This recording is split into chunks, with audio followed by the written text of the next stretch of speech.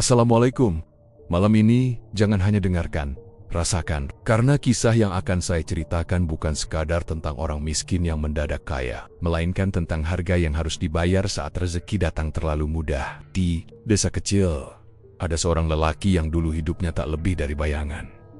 Tak punya apa-apa, tak dianggap siapa-siapa. Hingga suatu hari, uang datang tanpa sebab, rumah berdiri megah, dan kekayaan mengalir deras. Namun bersamaan dengan itu, satu persatu, istrinya mengering. Seolah ada sesuatu yang menghisap hidup mereka setiap malam. Tak ada darah, tak ada luka, hanya tubuh yang kosong, dan tawa kecil yang terdengar setelah tengah malam. Ini bukan cerita tentang keberuntungan. Ini kisah tentang pesugihan, tentang tumbal yang masih bernapas, dan tentang makhluk kecil yang tak pernah benar-benar kenyang. Jika kamu mendengarnya sendirian, pastikan pintu terkunci. Karena kadang, yang lapar bukan hanya dalam cerita. Tak ada nama yang benar-benar diingat orang tentang lelaki itu, selain sebutan yang melekat sejak lama, si kere dari ujung desa. Rumahnya berdiri paling terakhir, hampir menyatu dengan kebun bambu dan semak liar, seolah sengaja disembunyikan dari peradaban. Dindingnya papan lapuk, atapnya genteng retak yang selalu bocor saat hujan turun. Setiap tetes air yang jatuh di malam hari,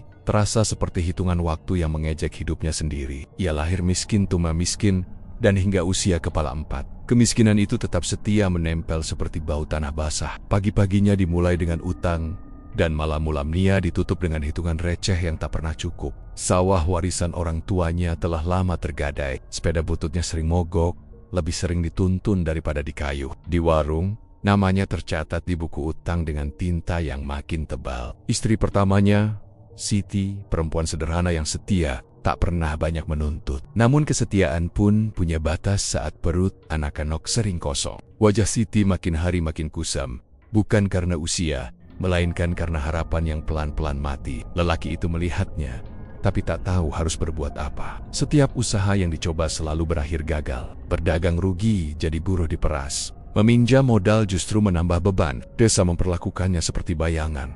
Ada, tapi tak dianggap. Saat rapat warga, pendapatnya tak pernah didengar. Saat gotong royong, tenaganya diambil tanpa imbalan. Anak-anak kecil menertawakannya ketika ia lewat dengan baju lusuh dan sandal jepit yang solnya hampir lepas. Dalam putus asa, ia mengambil keputusan yang dianggapnya sebagai jalan keluar. Ia menikah lagi. Bukan karena cinta, melainkan karena keyakinan bodoh bahwa jumlah istri akan memperluas pintu rezeki. Istri kedua masuk ke rumah yang sama miskinnya, membawa harapan yang sama rapuhnya. Tapi kemiskinan tidak takut pada jumlah manusia. Ia tetap berkuasa. Malam-malamnya menjadi waktu paling kejam. Lelaki itu sering terbangun dengan dada sesak, memandangi langit-langit rumah yang gelap.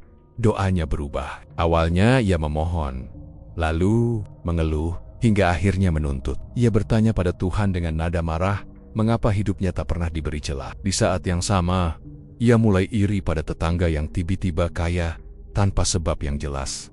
Ia mendengar bisik-bisik, tentang orang-orang yang dulunya lebih miskin darinya kini punya rumah tembok dan mobil. Tentang rezeki yang datang bukan dari kerja keras, tapi dari jalan lain. Awalnya ia menepis, menganggap itu cerita kotor yang tak pantas dipercaya. Namun setiap kali melihat anaknya menangis kelaparan, dinding keyakinannya retak sedikit demi sedikit. Suatu sore, saat pulang dengan tangan kosong, ia berdiri lama di tepi sawah yang dulu miliknya. Tanah itu kini ditanami orang lain, hijau dan subur, seolah sengaja mengejeknya. Di sanalah untuk pertama kalinya, ia merasakan sesuatu yang asing di dadanya. Bukan lagi takut, bukan pula sedih, melainkan tekad yang dingin. Jika kerja keras tak memberinya hidup layak, maka ia akan mencari cara lain, apapun caranya. Malam itu, untuk pertama kalinya, ia tak berdoa meminta rezeki. Ia hanya berbisik pelan di kegelapan rumahnya, seolah berbicara pada sesuatu yang tak terlihat. Kalau ada jalan cepat, aku siap membayar. Ia tak tahu, sejak kalimat itu terucap, hidupnya tak lagi berjalan di jalur manusia biasa. Babak pertama dari kehancurannya telah dimulai, meski saat itu ia masih mengira kemiskinan adalah musuh terbesarnya. Sejak malam itu, hidup lelaki itu terasa berubah. Bukan membaik, tapi seperti ada sesuatu yang mengikutinya kemanapun ia pergi. Bukan bayangan, bukan suara jelas, melainkan perasaan tak tenang yang menempel di dada. Ia tetap bangun pagi, tetap mencari kerja serabutan, tetap pulang dengan tangan kosong. Namun di sela-sela kegagalan itu, pikirannya tak lagi kosong. Ia dipenuhi satu pertanyaan yang terus berulang. Jalan cepat seperti apa yang dimaksud orang-orang. Itu, desa kecil tempat ia tinggal, punya banyak rahasia yang tak pernah ditulis. Di warung kopi, para lelaki tua sering berbicara setengah berbisik tentang orang pintar, tentang laku batin, tentang perjanjian yang tak tercatat di dunia manusia. Nama-nama itu biasanya diucapkan sambil tertawa kecil, seolah hanya dongeng pengantar waktu. Tapi lelaki itu mendengarkan dengan sungguh-sungguh. Ia menghafal setiap potongan cerita, setiap petunjuk samar. Suatu hari pasaran, saat pasar malam digelar di desa sebelah, ia bertemu seseorang yang kelak mengubah seluruh arah hidupnya. Lelaki tua itu duduk di sudut paling gelap, lapaknya kecil, menjual minyak wangi dan benda-benda yang tak jelas kegunaannya. Rambutnya putih kusut, kulitnya keriput seperti tanah kering, dan matanya terlalu tajam untuk ukuran orang seusianya. Awalnya mereka hanya saling menatap. Entah mengapa, kaki lelaki miskin itu melangkah sendiri mendekat. Lelaki tua itu tersenyum tipis, seolah sudah menunggu sejak lama. "Kamu capek jadi miskin," katanya pelan, tanpa basa-basi. Kalimat itu menghantam tepat di jantung. Lelaki itu terdiam, tenggorokannya kering. Ia tak pernah menceritakan hidupnya pada siapapun, tapi orang asing itu seolah membaca isi kepalanya. Ada banyak orang capek kerja, tapi tetap lapar, lanjut si tua. Bedanya, tidak semua berani ambil jalan pintas. Kata jalan pintas membuat napasnya tercekat. Ia menoleh ke sekeliling, memastikan tak ada yang mendengar. Pasar malam tetap ramai. Suara tawar-menawar bercampur tawa, seolah dunia lain sedang berjalan tanpa menyadari percakapan gelap di sudut itu. Mereka berbicara lama, tidak ada paksaan, tidak ada ancaman. Lelaki tua itu hanya menjelaskan dengan nada datar tentang sebuah laku yang sudah dilakukan banyak orang, tentang makhluk kecil yang patuh pada tuannya, tentang uang yang datang tanpa keringat, tentang syarat yang katanya tidak seberat yang dibayangkan. "Kamu tidak perlu membunuh siapapun," kata si tua, seolah tahu ketakutan yang mulai muncul. "Tidak perlu darah manusia, cukup memberi makan dari orang-orang terdekat." Lelaki itu mengangguk tanpa sepenuhnya mengerti.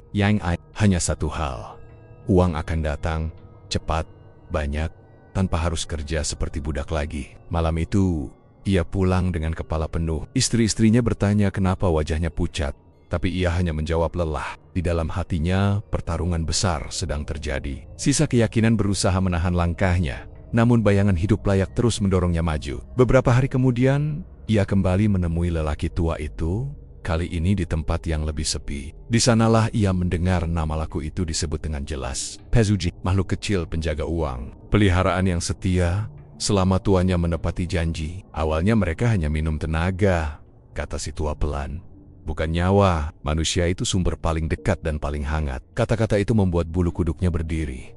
Tapi anehnya, ketakutan itu tak cukup kuat untuk membuatnya pergi. Kemiskinan telah menggerogoti rasa takutnya selama bertahun-tahun. Ia sudah terlalu lama hidup di titik terendah. "Apa yang harus saya siapkan?" tanyanya akhirnya. Suaranya bergetar. Lelaki tua itu tersenyum lebih lebar, senyum yang tak pernah sampai ke mata. Ia menyebutkan waktu, tempat, dan beberapa syarat awal. Tak ada ancaman, tak ada paksaan, hanya satu kalimat penutup yang terus terngiang di kepala lelaki itu saat ia pulang. "Kalau kamu mundur setelah mulai, yang diminta akan lebih mahal." Sejak hari itu, lelaki itu tak lagi sama. Ia menjadi pendiam, mudah marah, dan sering melamun. Istri-istrinya mengira ia tertekan karena hidup, tak tahu bahwa suaminya sedang menimbang harga kemanusiaannya sendiri. Ia belum sadar sepenuhnya bahwa keputusan yang akan ia ambil bukan hanya tentang menjadi kaya, tapi tentang siapa yang akan dikorbankan lebih dulu. Senyum itu bertahan lama di wajahnya. Bahkan ketika fajar mulai menyelinap masuk lewat sela-sela dinding papan, uang itu ia genggam seperti sesuatu yang hidup, hangat, dan nyata. Berkali-kali ia menghitungnya, takut jumlahnya berkurang jika ia lengah. Tak pernah seumur hidup ia memegang uang sebanyak itu, tanpa harus berutang atau menunduk pada siapapun. Namun bersamaan dengan rasa senang itu, ada perasaan lain yang menyusup pelan, sesuatu yang tak bisa ia beri nama. Ia menoleh ke arah tempat tidur istrinya. Nafas perempuan itu terdengar berat, tak beraturan, seperti orang yang kelelahan setelah kerja keras. Padahal semalam ia tak kemana-mana, wajahnya pucat, keringat dingin membasahi pelipisnya. "Masuk angin," gumam lelaki itu pada dirinya sendiri, mencoba menenangkan pikiran. Hari itu ia pergi ke pasar dengan langkah berbeda. Punggungnya lebih tegak, pandangannya lebih berani. Ia membayar semua utang kecil yang selama ini mencoreng namanya. Pemilik warung sampai terdiam, menatapnya dengan mata penuh tanya. Lelaki itu hanya tersenyum singkat, menikmati rasa heran yang biasanya tak pernah ia dapatkan. Desas-desus mulai bergerak lebih cepat dari langkah kakinya. Orang-orang bertanya-tanya, tapi ia tak menjawab apapun. Dalam hatinya, ada kebanggaan aneh bukan sekadar karena uang, tapi karena akhirnya ia memegang kendali. Malam berikutnya, suara itu datang lagi. Langkah-langkah kecil, gesit, berputar-putar di dalam rumah. Kali ini ia tak lagi terkejut. Ia duduk diam, menunggu, seperti seseorang yang menanti tamu. Dari sudut gelap, sosok kecil itu muncul. Tidak mendekat, hanya berdiri, kepalanya miring, matanya menatap penuh harap. "Apa kau sudah makan?" bisik lelaki itu tanpa sadar. Makhluk itu tersenyum lebih lebar. Lelaki itu merasakan udara di sekitarnya berubah dingin. Di saat yang sama, dari kamar terdengar rintihan pelan. Istrinya mengerang seperti kesakitan dalam tidur. Lelaki itu bangkit setengah hati.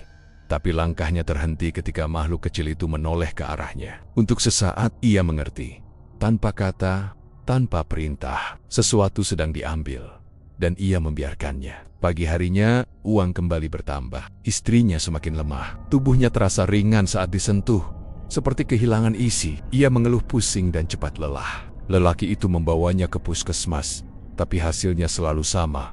Tidak ada penyakit yang jelas. Dokter menyarankan istirahat dan makan bergizi. Saran yang terdengar ironis bagi orang yang baru kemarin masih kesulitan membeli beras.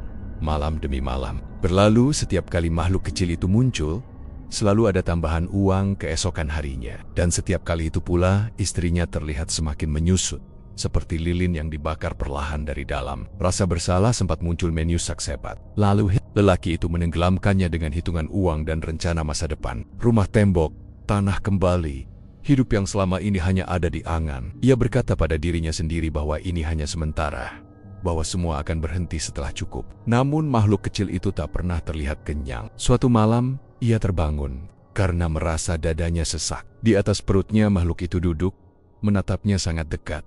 Nafasnya berbau tanah basah. Lelaki itu ingin berteriak, tapi suaranya terkunci di tenggorokan. Makhluk itu berbisik. Suaranya bukan suara anak kecil, melainkan suara banyak orang yang berbicara bersamaan. Kurang, kata itu menancap dalam pikirannya. Keesokan paginya, ia mengerti maksudnya. Uang yang datang memang banyak, tapi tak sebanyak malam-malam sebelumnya. Di saat itulah, untuk pertama kalinya, ia teringat ucapan lelaki tua itu di pasar malam. Jika lapar, ia akan mengambil sendiri. Dan lelaki itu mulai sadar bahwa yang ia panggil malam itu bukan sekadar peliharaan, melainkan tuan yang pelen-pelen menagih lebih dari yang ia sanggupi. Bab ketiga berakhir bukan dengan rasa takut, melainkan dengan keyakinan berbahaya bahwa semua ini masih bisa ia kendalikan. Padahal, sejak tanah terlarang itu disentuh, kendali sudah bukan lagi miliknya. Perubahan itu datang terlalu cepat untuk disebut wajar. Dalam hitungan minggu, lelaki yang dulu dikenal sebagai si kere dari ujung desa mulai menunjukkan wajah baru. Bukan wajah yang berseri karena bahagia, melainkan wajah orang yang akhirnya merasa menang setelah terlalu lama kalah. Ia membeli beras tanpa menawar, membayar utang tanpa mencicil, dan pulang dari pasar dengan tangan penuh. Orang-orang memperhatikannya dengan tatapan campur aduk antara heran dan curiga. Rumah papan itu mulai direnovasi. Awalnya hanya memperbaiki atap, lalu dinding, lalu lantai. Tak lama kemudian, suara palu dan gergaji terdengar hampir setiap hari. Tetangga yang dulu enggan menyapa kini rajin bertanya kabar. Ada yang terang-terangan memuji, ada pula yang tersenyum sambil menyimpan tanya. Rezeki orang gak ada yang tahu, jawab lelaki itu setiap kali ditanya. Kalimat aman yang tak menjelaskan apapun. Uang tak pernah berhenti datang. Setiap pagi selalu ada tambahan, terselip rapi di tempo-tempo yang sama. Ia tak lagi menghitungnya dengan gemetar. Kini ia terbiasa. Terlalu terbiasa, seperti seseorang yang lupa bahwa sebelumnya ia tak pernah punya apa-apa. Namun di balik itu semua, rumahnya perlahan berubah menjadi tempat yang ganjil. Udara di dalam terasa lebih dingin, bahkan di siang hari. Bau lembab sering muncul tanpa sebab. Dan di malam hari, suara langkah-langkah kecil itu semakin sering terdengar. Berlari, berhenti, lalu menghilang. Istri pertamanya semakin lemah. Tubuhnya kini jauh lebih kurus dari sebelumnya. Tulang pipinya menonjol, matanya cekung seperti kurang tidur bertahun-tahun. Ia sering terbangun di malam hari sambil menangis, mengaku bermimpi didatangi anak kecil yang duduk di dadanya, menatap sambil tersenyum. Lelaki itu mendengarkan, tapi hatinya tak lagi selembut dulu. Ada jarak yang tumbuh, bukan karena benci, melainkan karena kepentingan. Ia mulai menghindari tidur sekamar, memilih beralasan lelah atau begadang. Di benaknya muncul pemikiran yang awalnya hanya berbisik, lalu makin jelas. Ia butuh wadah lain. Tak lama setelah rumahnya hampir selesai, ia menikah lagi. Istri, perempuan muda dari desa sebelah, tergiur pada perubahan hidup lelaki itu. Pernikahan berlangsung sederhana, tapi cukup untuk menjadi bahan gunjingan. Beberapa orang mulai berani berbisik, mempertanyakan asal-usul kekayaannya. Namun iri lebih kuat daripada curiga. Banyak yang justru berharap bisa ikut kecipratan. Sejak kehadiran istri ketiga, sesuatu berubah. Istri pertama tak lagi menjadi satu-satunya yang sakit. Istri kedua mulai mengeluh cepat lelah, pusing tanpa sebab, dan sering merasa ada yang mengawasinya saat tidur. Lelaki itu memperhatikan pola itu dengan kepala dingin. Setiap kali salah satu dari mereka melemah, uang datang lebih banyak. Ia tidak lagi menyangkal. Ia mulai memahami cara kerja perjanjian itu, meski tak pernah diucapkan secara terang. Makhluk kecil itu butuh sumber, dan semakin banyak sumber, semakin besar hasilnya. Desa kini benar-benar gempar. Rumah temboknya berdiri mencolok di antara rumah-rumah sederhana. Sebuah mobil terparkir di halaman, sesuatu yang sebelumnya hanya bisa dilihat warga desa di televisi. Lelaki itu kini duduk di barisan depan saat rapat warga. Pendapatnya mulai didengar, bahkan diminta. Namun malam-malamnya tak pernah benar-benar tenang. Ia sering terbangun dan menemukan makhluk kecil itu duduk di sudut ruangan, menatap istri-istrinya yang tertidur. Tatapan itu bukan lagi polos, melainkan lapar. Lelaki itu mencoba berbicara, mencoba meminta agar makhluk itu tidak terlalu rakus. Tapi makhluk itu hanya tersenyum, seperti anak kecil yang tahu bahwa semua keinginannya akan dituruti. Suatu malam, lelaki itu bermimpi aneh. Ia melihat dirinya berdiri di tengah rumah besar yang gelap. Di sekelilingnya berdiri banyak sosok kecil, serupa tapi tak sama. Semuanya menatapnya dengan mata kosong. Dari kayuhan terdengar suara tawa berlapis-lapis, seperti banyak anak tertawa dalam satu tubuh. Saat terbangun, dadanya basah oleh keringat. Dari kamar terdengar batuk keras salah. Lelaki itu menutup mata sejenak, lalu bangkit tanpa rasa panik. Ia sudah belajar untuk tidak terlalu peduli pada suara-suara itu. Dalam pikirannya, satu rencana mulai terbentuk. Jika 3 belum cukup, maka 4 akan lebih aman, lebih stable. Seperti memperluas ladang agar panen tak gagal. Ia tak lagi melihat pernikahan sebagai ikatan, melainkan sebagai investasi. Bab keempat menutup kisah kebangkitan lelaki itu dari kemiskinan menuju kekayaan yang mencolok. Namun di balik tembok rumah barunya, fondasi hidupnya mulai keropos. Dan tanpa ia sadari, setiap langkah naik yang ia ambil membawa lebih banyak mata tak kasat mata yang menuntut bagian mereka. Kesadaran itu tidak datang sekaligus, melainkan merayap perlahan, seperti racun yang akhirnya mencapai jantung. Dimulai dari istri keempat. Perempuan itu berbeda dari yang lain bukan karena lebih kuat, melainkan karena ketakutannya berubah menjadi kecurigaan. Ia mulai mengingat-ingat mimpi buruk yang selalu sama. Sosok anak kecil dengan mata hitam dan senyum yang terlalu lebar. Ia mulai mengamati rumah itu. Sudut-sudut yang terasa lebih dingin, lantai yang seolah berdenyut di malam hari. Diam-diam, ia mencari jawaban. Ia mendatangi seorang ustadz di desa sebelah tanpa sepengetahuan suaminya. Tak banyak yang ia ceritakan, hanya tentang mimpi, tentang tubuh yang melemah, tentang rumah yang terasa tidak wajar. Wajah ustadz itu berubah pucat saat mendengarnya. Ia tak menyebut nama makhluk apapun, tapi menyarankan perlindungan, doa, dan benda-benda yang diyakini bisa menahan gangguan. Malam itu, untuk pertama kalinya, rumah itu tidak sepenuhnya tunduk. Istri keempat tidur dengan jimat kecil di balik bajunya, dan doa yang tak putus di bibirnya. Saat langkah-langkah kecil terdengar mendekat, tubuhnya terasa berat, tapi tak separah biasanya. Ada perlawanan, meski lemah. Reaksi itu langsung terasa. Lelaki itu terbangun dengan dada berdebar hebat. Udara di rumah mendadak pengap, seperti dipenuhi napas makhluk tak terlihat. Dari ruang tengah, terdengar suara tawa keras, bukan lagi tawa kecil yang cekikikan, melainkan tawa marah yang menggema di dinding. Makhluk itu muncul. Wujudnya berubah. Kulit pucatnya menggelap. Senyumnya merekah hingga hampir merobek wajahnya sendiri. Matanya menatap lelaki itu penuh tuntutan. Ada yang menghalangi. Bisiknya kasar. Lelaki itu mencoba menenangkan. Berjanji akan membereskan semuanya. Tapi malam itu, salah satu batas telah dilanggar. Dan makhluk itu tidak suka dilawan. Kisuk paginya, istri pertama jatuh dalam kondisi paling parah. Tubuhnya benar-benar seperti kulit kosong. Ia masih bernapas, tapi tak merespons apapun. Matanya terbuka, namun tak melihat. Beberapa jam kemudian, Napas itu berhenti begitu saja, tanpa kejang, tanpa suara. Kematian itu sunyi, terlalu sunyi. Tangisan pecah di rumah itu, namun terasa hampa. Lelaki itu berdiri kaku, menatap tubuh istrinya yang terbujur. Tak ada darah, tak ada luka, hanya tubuh yang tampak terlalu ringan untuk seseorang yang pernah hidup. Di saat itulah, rasa bersalah yang selama ini ia tekan, akhirnya muncul bukan sebagai penyesalan penuh, melainkan sebagai ketakutan bahwa satu sumber telah benar-benar habis. Desa gempar. Kematian yang tak jelas sebabnya selalu memancing dugaan. Ada yang mulai berani berbisik lebih keras tentang kekayaan yang datang terlalu cepat, tentang istri-istri yang jatuh sakit satu persatu. Namun lelaki itu masih terlindungi oleh hartanya. Semua bisa ia atur: pemakaman, doa, bahkan kesunyian orang-orang. Malam setelah pemakaman, makhluk-makhluk itu datang lebih banyak.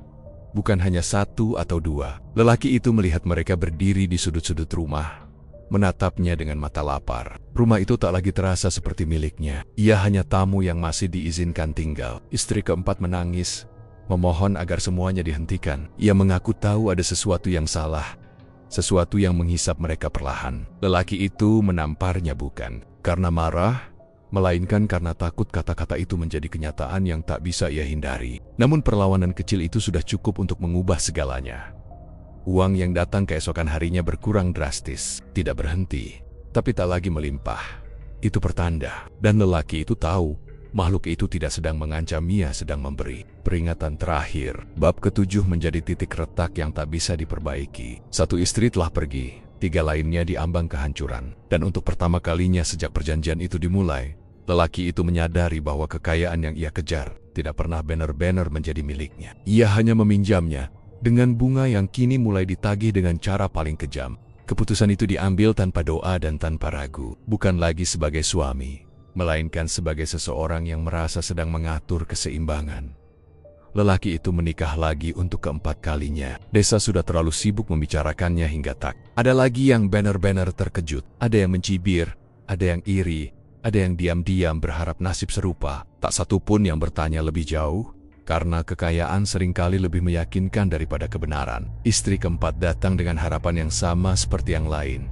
Hidup berkecukupan, masa depan aman. Perempuan itu masih muda, tubuhnya sehat, matanya menyimpan mimpi-mimpi sederhana. Lelaki itu menatapnya dengan perasaan yang sulit dijelaskan. Bukan cinta, bukan nafsu semata, melainkan kepastian bahwa aliran rezekinya akan kembali stabil.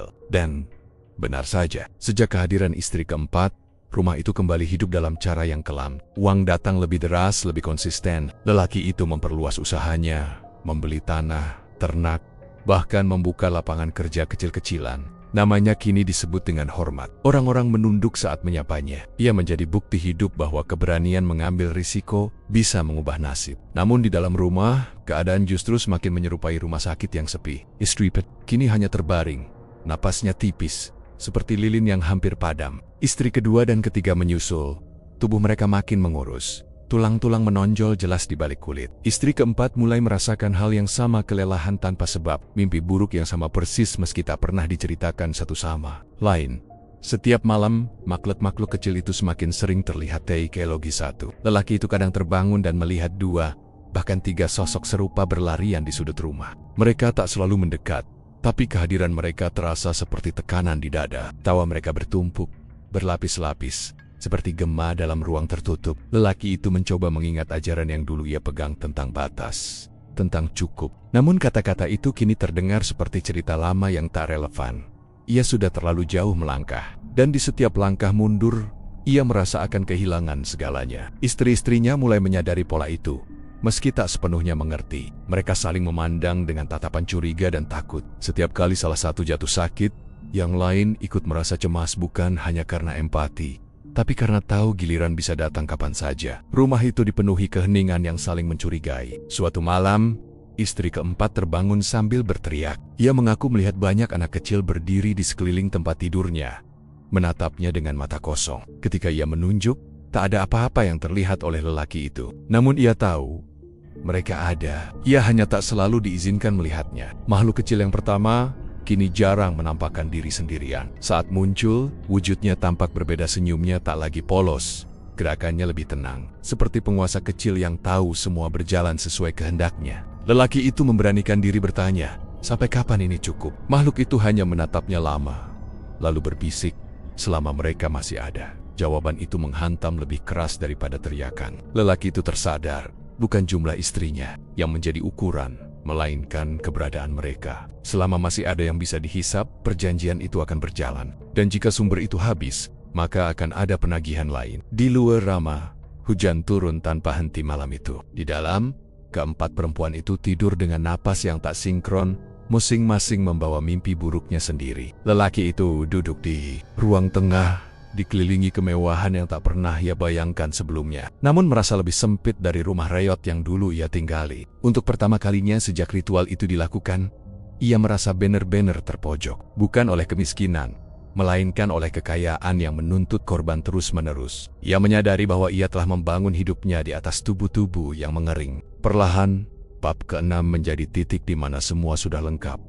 4 istri, 4 sumber, dan kekayaan yang mengalir deras. Namun justru di titik itulah, bayangan akhir mulai tampak jelas. Bukan tentang berapa lama ia bisa menikmati hasilnya, melainkan tentang siapa yang akan habis lebih dulu mereka, atau dirinya sendiri. Kesadaran itu tidak datang sekaligus, melainkan merayap perlahan, seperti racun yang akhirnya mencapai jantung. Dimulai dari istri keempat. Perempuan itu berbeda dari yang lain bukan karena lebih kuat, melainkan karena ketakutannya berubah menjadi kecurigaan. Ia mulai mengingat-ingat mimpi buruk yang selalu sama.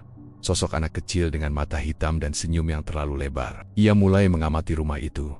Sudut-sudut yang terasa lebih dingin, lantai yang seolah berdenyut di malam hari. Diam-diam, ia mencari jawaban. Ia mendatangi seorang ustadz di desa sebelah tanpa sepengetahuan suaminya. Tak banyak yang ia ceritakan, hanya tentang mimpi, tentang tubuh yang melemah, tentang rumah yang terasa tidak wajar. Wajah ustaz itu berubah pucat saat mendengarnya. Ia tak menyebut nama makhluk apapun, tapi menyarankan perlindungan, doa, dan benda-benda yang diyakini bisa menahan gangguan. Malam itu, untuk pertama kalinya, rumah itu tidak sepenuhnya tunduk. Istri keempat tidur dengan jimat kecil di balik bajunya, dan doa yang tak putus di bibirnya. Saat langkah-langkah kecil terdengar mendekat, tubuhnya terasa berat, tapi tak separah biasanya. Ada perlawanan, meski lemah.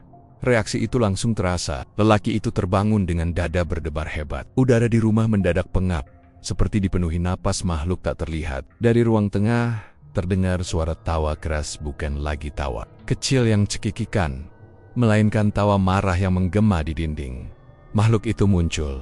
Wujudnya berubah. Kulit pucatnya menggelap. Senyumnya merekah hingga hampir merobek wajahnya sendiri. Matanya menatap lelaki itu penuh tuntutan. Ada yang menghalangi, bisiknya kasar. Lelaki itu mencoba menenangkan, berjanji akan membereskan semuanya. Tapi malam itu, salah satu batas telah dilanggar, dan makhluk itu tidak suka dilawan. Kisuk paginya, istri pertama jatuh dalam kondisi paling parah. Tubuhnya benar-benar seperti kulit kosong. Ia masih bernapas, tapi tak merespons apapun. Matanya terbuka, namun tak melihat. Beberapa jam kemudian, napas itu berhenti begitu saja, tanpa kejang, tanpa suara.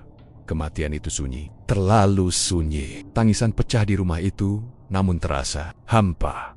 Lelaki itu berdiri kaku, menatap tubuh istrinya yang terbujur. Tak ada darah, tak ada luka, hanya tubuh yang tampak terlalu ringan untuk seseorang yang pernah hidup. Di saat itulah, rasa bersalah yang selama ini ia tekan, akhirnya muncul bukan sebagai penyesalan penuh, melainkan sebagai ketakutan bahwa satu sumber telah benar-benar habis. Desa gempar. Kematian yang tak jelas sebabnya selalu memancing dugaan. Ada yang mulai berani berbisik lebih keras tentang kekayaan yang datang terlalu cepat, tentang istri-istri yang jatuh sakit satu persatu. Namun lelaki itu masih terlindungi oleh hartanya. Semua bisa ia atur: pemakaman, doa, bahkan kesunyian orang-orang. Malam setelah pemakaman, makhluk-makhluk itu datang lebih banyak. Bukan hanya satu atau dua. Lelaki itu melihat mereka berdiri di sudut-sudut rumah, menatapnya dengan mata lapar. Rumah itu tak lagi terasa seperti miliknya. Ia hanya tamu yang masih diizinkan tinggal. Istri keempat menangis, memohon agar semuanya dihentikan. Ia mengaku tahu ada sesuatu yang salah, sesuatu yang menghisap mereka perlahan. Lelaki itu menamparnya bukan karena marah, melainkan karena takut kata-kata itu menjadi kenyataan yang tak bisa ia hindari. Namun perlawanan kecil itu sudah cukup untuk mengubah segalanya. Uang yang datang keesokan harinya berkurang drastis, tidak berhenti, tapi tak lagi melimpah. Itu pertanda, dan lelaki itu tahu makhluk itu tidak sedang mengancam, ia sedang memberi peringatan terakhir. Bab ke-7 menjadi titik retak yang tak bisa diperbaiki. Satu istri telah pergi, 3 lainnya diambang kehancuran. Dan untuk pertama kalinya sejak perjanjian itu dimulai, lelaki itu menyadari bahwa kekayaan yang ia kejar tidak pernah benar-benar menjadi miliknya. Ia hanya meminjamnya dengan bunga yang kini mulai ditagih dengan cara paling kejam. Sejak kematian istri pertama, rumah itu tak pernah benar-benar terang. Bahkan di siang hari, cahaya matahari seolah enggan masuk, terhenti di ambang jendela, meninggalkan ruangan dalam bayangan kusam. Lelaki itu berjalan mandar-mundar seperti orang terkurung. Pikirannya dipenuhi satu kesadaran pahit. Perjanjian itu telah berubah. Bukan lagi ia yang mengatur, melainkan ia yang menunggu keputusan. Uang masih datang, tapi tak lagi seperti dulu. Jumlahnya berkurang, waktunya tak menentu. Kadang 2 hari tak ada apa-apa, lalu datang sedikit, seolah hanya cukup untuk mengingatkannya bahwa makhluk itu belum benar-benar pergi. Kekayaan yang selama ini ia banggakan mulai terasa rapuh, seperti bangunan megah yang berdiri di atas tanah. Retak istri kedua dan ketiga semakin parah. Tubuh mereka nyaris tak bisa berdiri. Kulit mereka mengering, kusam, seolah cairan hidup di dalamnya disedot habis. Istri keempat, yang pernah mencoba melawan, kini hidup dalam ketakutan yang tak pernah padam. Ia tahu sesuatu sedang menunggu saat yang tepat untuk menghancurkan mereka semua. Suatu malam, lelaki itu didatangi lelaki tua yang dulu memperkenalkannya pada jalan gelap itu. Tanpa diundang, tanpa suara, orang tua itu duduk di ruang tengah seperti bayangan yang muncul dari masa lalu. Wajahnya tampak lebih tua, lebih keriput, seolah setiap perjanjian yang ia saksikan ikut memakan usianya. "Kamu mulai bermasalah," kata lelaki tua itu datar. "Aku ingin berhenti," jawab lelaki itu cepat. Suaranya pecah. "Aku sudah cukup.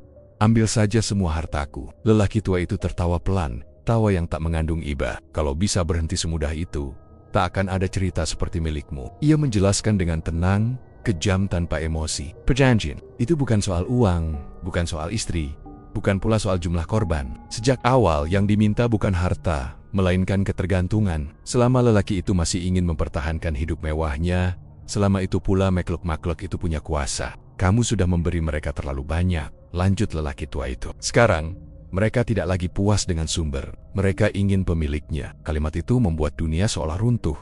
Lelaki itu terdiam, dadanya sesak. Selama ini ia mengira dirinya adalah tuan. Kini ia sadar.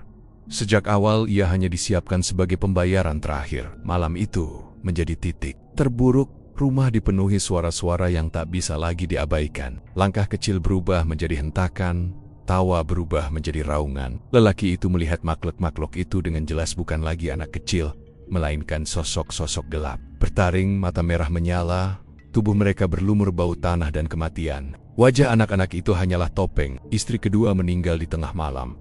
Napasnya terhenti dengan jeritan tertahan. Beberapa jam kemudian, istri ketiga menyusul. Tubuhnya mengering seperti dedaunan tua.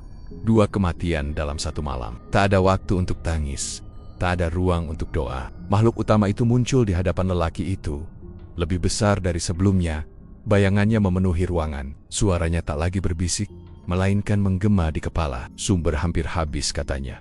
"Sekarang giliranmu." Lelaki itu berlutut. Untuk pertama kalinya sejak lama, ia benar-benar memohon. Bukan pada makhluk itu, bukan pula pada lelaki tua yang kini hanya menonton, melainkan pada apapun yang masih mau mendengarnya. Ia menawarkan apa saja, harta, tanah, nama baik, bahkan jiwanya.